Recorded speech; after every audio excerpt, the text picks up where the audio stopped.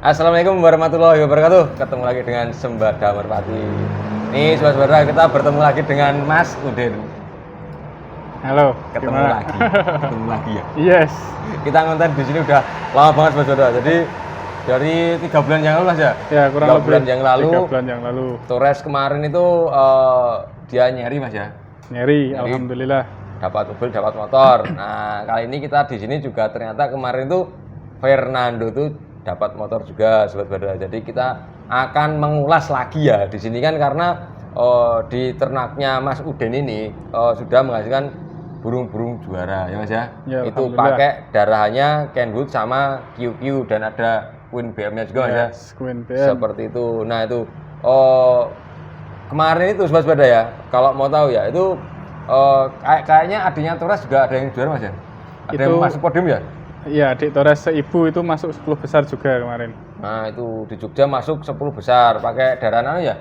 Itu darah Raden Udah sama Raden Banwastra. sama Banwastra itu kemarin sampai ke 10 besar. 10 besar masuk 10 besar. 10 besar dan dialah Fernandonya itu juara 1 dapat motor saudara gitu. Jadi kalau menurut saya Mas, saudara menurut saya itu di Jogja yang berhasil mengeluarkan burung-burung berpodium ya. Itu sementara ini baru Mas Udin karena kemarin tuh kalau di Jogja itu yang tetap konsisten dengan juaranya itu burungnya tuh ya itu aja. Dan kemarin mungkin ada satu atau dua burung lama yang juara tapi dia tetap masuk podium gitu kan. Iya. Tapi kemarin kebetulan yang orang Jogja asli itu kebanyakan diboyong sama Mas Udin. Kalau yang juara sebenarnya banyak, cuman Iya. yang konsisten itu yang jarang. Yang jarang ya gitu ya Mas ya. Yang jarang yang konsisten. Nah gitu. Ternyata dengan melihat burungnya di lapangan kerjanya seperti apa, ternyata nih kakak adik yang sebapak saya ibu Mas ya. Iya, Itu bapak seibu. Selisih 2 minggu umurnya itu. selisih 2 minggu. Selisih 2 minggu, soalnya telurnya ngelundung. Baik, berarti dibabukan ya Mas ya dulu ya? Iya, dibabukan. Nah, itu. Selisih 2 minggu itu Fernando itu anak yang nomor 4, Torres itu anak nomor 5. Oh, 4 dan 5. Ya, 4 dan 5 itu kakak adik bisa juara motoran semua itu ya. Alhamdulillah ini saya baru pertama ini juarain kakak adik itu. Ya. Nah, itu saudara. Jadi menurut saya pribadi ini luar biasa loh, kakak adik bisa juara. Tapi untuk kakaknya yang lainnya itu gimana Mas sekarang posisinya? Kakaknya masih dilatih ini di tempatnya Pak Rahmat Sangaji itu ada. Ada di sana. Oh gitu. Nggak tahu udah ikut lomba kecil-kecilan kayaknya. Jadi berarti ini duluan jenengan Mas ya? Iya. Anak yang keempat kelima udah juara duluan, nanti yang kakaknya 1 dan 3 Iya. kapan nih gitu ya? Iya, semoga lekas juara lah. Iya. Nah, gini saudara, untuk mengulas terahnya ini kan di konten saya kemarin itu kan saya punya inbreed sama yang di landbreedkan. Nah, ini mengulas masalah ternak. Ternyata di tempatnya Mas Udin itu ternyata masih landbreed 2 darah ya Mas ya? Ini dua darah. Landbreed 2 darah. Landbreednya adalah QQ sama Kenwood Mas ya? Atasnya Kenwood Sarinande ya. Nah, Sarinande gitu ya. Berarti landbreednya Sarinande atau Kenwood Mas? Itu Mas. Bapaknya Kenwood. Bapaknya Kenwood. Soalnya kan Raden punya bapak. Bapak kan Kenwood sebapak sama Raden Kenwood kan itu. Itu kan darahnya lewatnya jalur Raden sama jalur Kenwood. Untuk yang betina Raden, terus yang jantannya darah Kenwood. Jadi linbreed bapak Kenwood sama linbreed QQ.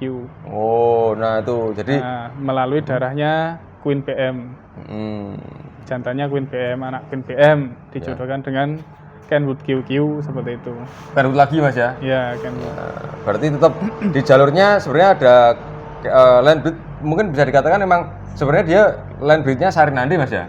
Ya, Ya kan? kurang tahu kalau atasnya, yang penting linbreednya bapak Kenwood dan linbreed QQ yang jelas. Karena jantan ada QQ sama Kenwood, terus betina ada QQ sama Raden. Anak bapak Kenwood juga kan Raden itu. Ya, Ya, betul. Nah, itu. Seperti itu. Jadi ini pembuktian. Jadi gini saudara, pembuktian ya metode yang digunakan Mas Udin ini adalah pakai landbreed. Jadi landbreed itu bisa saya katakan ya itu metode gimana caranya menciptakan karakter itu kalau bisa nggak jauh dari induknya karena sudah ada beberapa penggolongan darah yang disatukan Mas ya. Ya. Jadi hasil anakannya juga merata sobat sepeda. Bisa dibuktikan dari ini Fernando Torres itu sudah juara motoran sobat sepeda itu pakai metode land breed Mas ya, betul ya? Ya. Nah gitu. Pakai Mas, land kalau untuk kemarin itu kan ada cerita nih. Jadi gini sobat sepeda. Kemarin kan saya sebelum Fernando juara itu saya ketemu sama Mas Udin. Gimana Mas, bawa burung berapa? Ternyata Mas Udin cuma bawa burung satu gitu kan. Oh yang mana, Fernando atau Torres? Fernando gitu kan. Nah, bawa burung satu. Tapi Mas Udin tuh berkeluh kesah sama saya. Wah tapi Mas masih ngerompot ya Mas gitu loh saudara. Jadi ya Mas ya, kemarin kita ngomongin masih sering ngerompot kadang-kadang. Masih sering terompot, nah gitu kan. Jadi kemarin tuh Mas Udin kayaknya sempat berkecil hati kemarin. Kayak optimis tapi wah udah semangat aja Mas. Kalau emang rezekinya nggak kemana gitu kan. Nah ternyata podium ini kita tanya, gimana sih ceritanya kok Raden itu dari burung yang katanya Mas Udin masih terompot atau belum stabil, kok bisa juara, itu gimana Mas ceritanya Mas? Untuk menstabilkan ya ini jadinya. Itu sebenarnya pertama juga kita settingnya itu tergantung burungnya dulu ya. Burungnya punya jalur stabil dulu. Jadi enak. Jadi kalau misalkan udah di jalurnya stabil kita nggarapnya enak.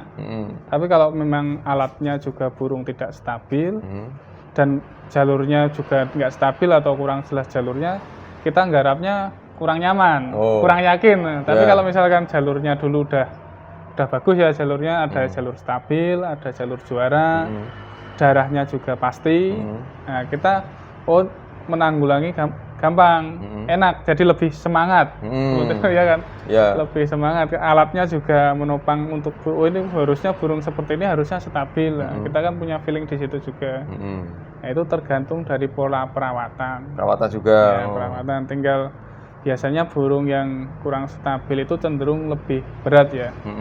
Nah itu tinggal kita badannya dibikin gimana? Mungkin kencang tapi agak ringan. Ya. Nah, mungkin salah satunya seperti itu. Mungkin bisa seperti dikonsumsi food pudding ya. Nah, ekstra puddingnya ya. Jadi makanannya itu asupannya itu mungkin tambahan ada millet sama beras merah. Seperti penjemuran mungkin lebih sedikit lama.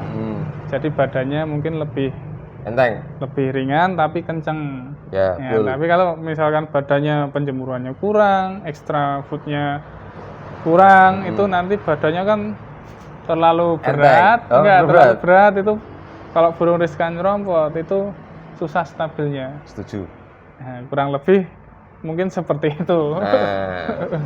Gitu sobat sepeda, itu cerita dari Mas Udin. Jadi gini, saya terjemahkan lagi ya sobat sepeda ya. Jadi posisinya gini, pada saat kita punya burung nih, walaupun burungnya itu nyerompotan ya, tapi kita udah tahu darahnya. Pertama memang darah itu penting sobat sepeda, pokoknya darah itu penting.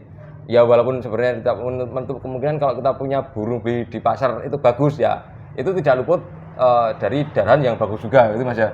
Seperti yang dikatakan sama Mas Nuh kemarin, WBB itu, memang burung di pasar itu kalau bisa juara tidak menutup kemungkinan burung itu memang punya kasta gitu ya. Cuman kastanya itu jatuh di mana dan hobinya burungnya juga bagus, jadi ya tidak menutup kemungkinan. Cuman posisinya burungnya itu memang punya darah. Jadi darah itu memang benar-benar penting ya sobat-sobat. Apalagi darah yang dia memang benar-benar juara gitu ya.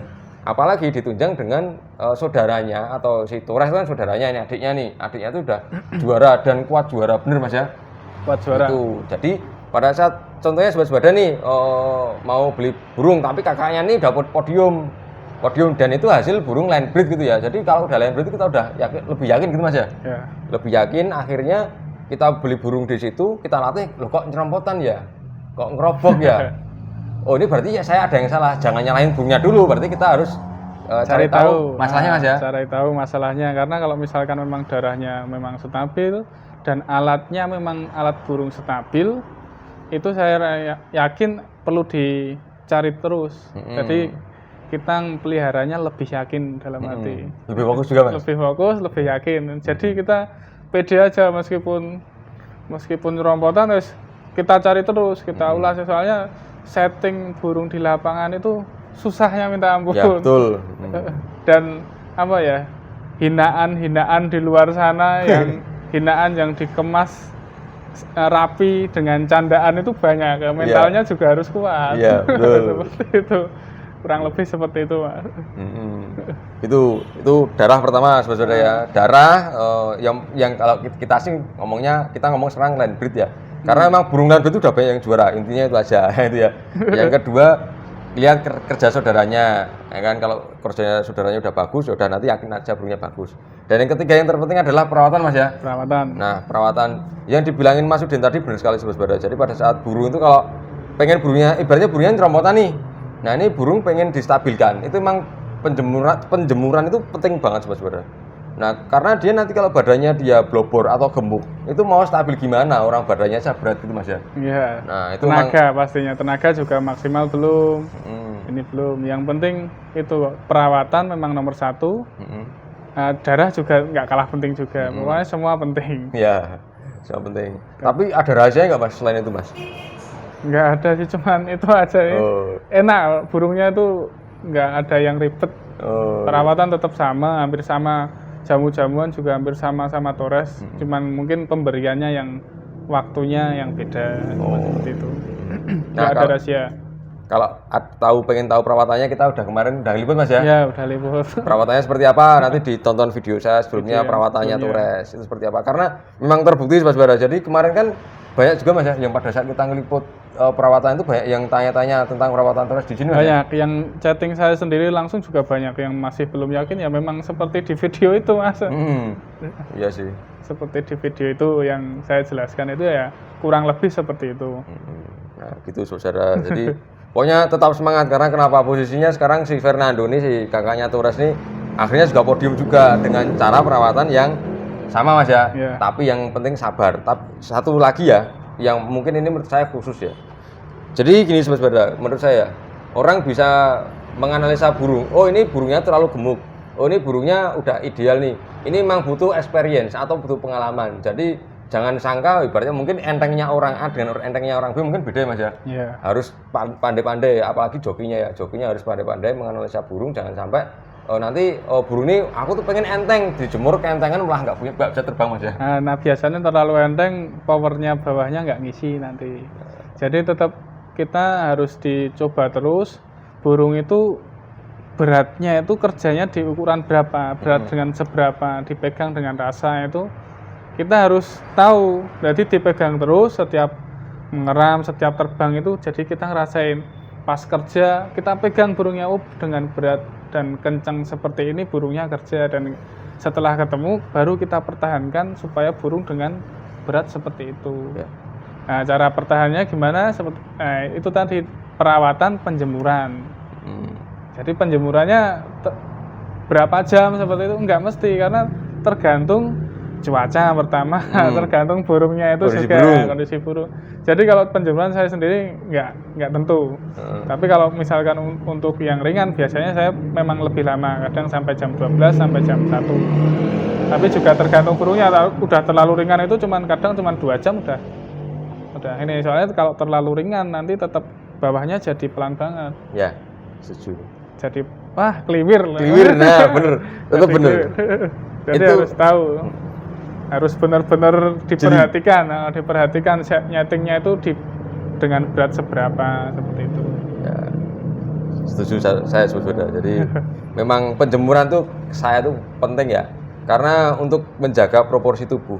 Ibaratnya gini lah, kita mau lari ya, Mas ya. Kita mau lari tapi kondisi badan kita tuh gemuk kayak gimana, Mas ya, mau kenceng gitu ya.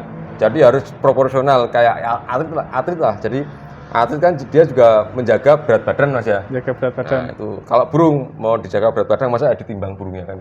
Harus feeling, Mas ya. Kalau ditimbang nggak apa-apa. Memang harus perlu ditimbang.